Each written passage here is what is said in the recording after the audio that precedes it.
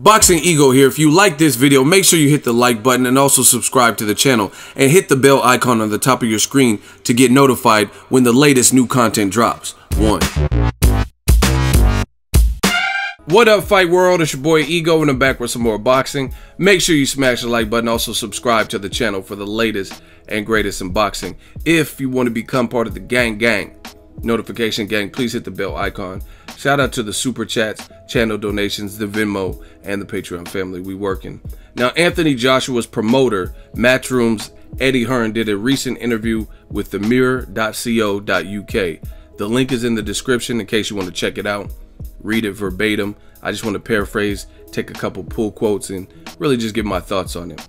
Eddie Hearn says, I think Anthony Joshua's next fight after Pulev will be abroad. Maybe in Las Vegas, maybe the Middle East. Then his next fight after that will be a unification. And I want the Deontay Wilder fight. It's all there for Anthony. He has to just keep winning. But first, let's deal with the Kubrat Pulev fight. So that's the comments from Eddie Hearn regarding his fighter. He has it kind of mapped out what he wants to do.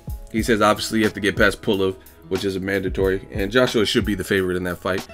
And at one point, I think Pulev was saying some things in the media that he was uncertain about fighting Joshua. But don't quote me on that.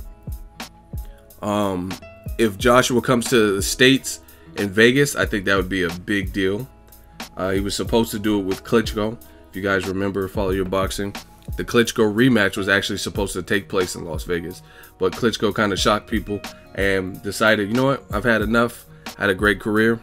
I'm out. And he retired. So that fight fell apart, and the guy who was being paid step aside money, Kubrat Pulev, is now getting his opportunity and is doing great ticket sales. I think they said 70,000, broke a record, Muhammad Ali's record for the most attendance in Wales, that particular venue or whatnot. So all is well. Like Eddie Hearn's saying, Joshua has to keep winning. I definitely want to see that unification in 2018, and I don't think that's a tall ask or too much to ask. Joshua is a champion.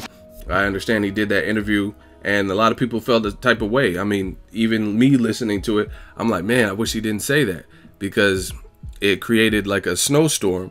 And Deontay Wilder, you know, he's going to jump on the horn and give his response to it and to the fans. It just saying that it's just better to say little, say less, you know what I'm saying? Because Joshua, just to give you guys some insight, what Joshua basically said was, maybe I fight Wilder next year, maybe the year after that, maybe in 2020.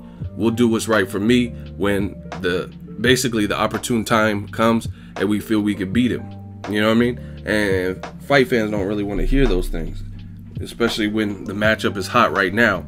And the heavyweight division has been cleared out. There were some people who, you know what I mean, they like Klitschko, he's retired. Shannon Briggs failed a drug test. He was supposed to challenge for a title against Fresh Sequendo. Tyson Fury's kind of out of commission, and you know what I mean, he's not even really in fight shape. Luis Ortiz has a second test that he failed in the last 4 years or so. So, you know what I mean, the division is cleared out. And the two names that still have the same amount of luster and worth in the division, Joshua and Wilder. So, you know what I mean, people want to see that fight. And there's just a little bit, maybe it was the wording, I don't know, but how Joshua was saying it, there sounded like some uncertainty there. He was talking about losing and what if I fought him next year and it wasn't the right time, so we're not going to do that. We're going to fight him when the time is right. And this puts holes in the argument of all the people who say Wilder's sloppy, he's too wild, he ain't beat nobody, he's windmill Wilder. Because if all those things are true, okay, that's fine. That's what you feel. But that's even more reason for Joshua to jump on it before Wilder improves or gets any better or gets more confidence. Jump on him right now, take his title, get the paycheck, and get the accolades from unifying. So it's simple, you know what I mean? So people can see right through that. There's a lot of holes in that argument. Eddie Hearn said he believes his fighter Joshua will knock out Wilder in 3 rounds. It took 11 rounds to knock out a 41-year-old Klitschko, so I disagree with Eddie Hearn.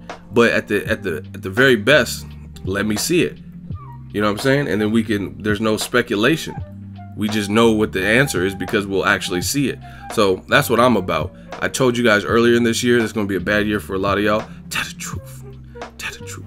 And another thing, I said the new motto, the new mantra is show me. There's nothing to really even talk about. Rigondeaux, Lomachenko, nothing to talk about. Now they're fighting. Canelo, Triple G, nothing to talk about. Now they're fighting, or they fought. You know what I mean? So if Wilder gets stretched in 3 rounds, just show me. And then Joshua, he's going to be a bigger star for doing that. And if Wilder wins, then he's going to be a bigger star for taking on his contemporary. And it's just straight like that. So I like the plan from Eddie Hearn.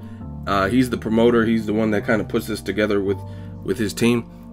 So I hope Joshua is on board with it. But I like this. This is a solid path. I'm not saying Joshua has to fight his mandatory and then immediately fight Wilder the very first fight.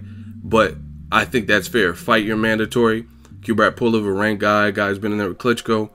Then have a fight in the States to build the buzz, build the Joshua brand in the States, because Wilder keeps saying this, and I agree with him.